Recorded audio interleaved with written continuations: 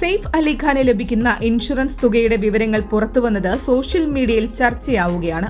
35.95 ലക്ഷം രൂപയാണ് സെയ്ഫിന് ഇൻഷുറൻസ് തുകയായി ലഭിക്കുന്നത് എന്നാണ് വിവരങ്ങൾ.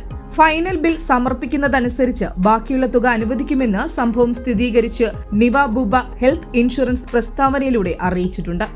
എന്നാൽ ഒരു സാധാരണക്കാരനാണ് പരിക്കേറ്റതെങ്കിൽ ഇത്രയും വലിയ തുക അനുവദിക്കാൻ ഹെൽത്ത് ഇൻഷുറൻസ് കമ്പനി തയ്യാറാകില്ലെന്ന് പറയുകയാണ് മുംബൈയിൽ നിന്നുള്ള cardiac surgeon doctor Prashant Mishra.